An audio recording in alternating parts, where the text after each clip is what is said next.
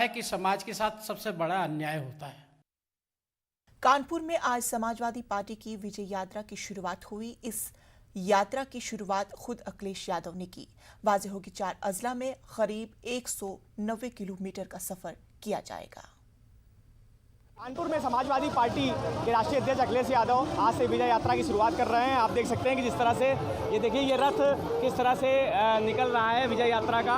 आज से यहाँ पे शुरुआत हो गई है। अखिलेश इसके अंदर सवार हैं और आज यहाँ से जिस तरह से यहाँ पर ये देखिए यहाँ पर किस तरह से ये यात्रा में शामिल हैं लोग।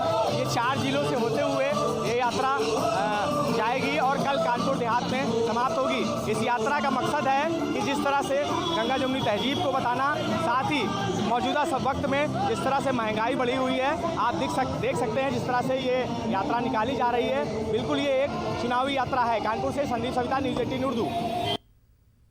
दिल्ली में एक मुश्तबा पाकिस्तानी दहशतगर्द को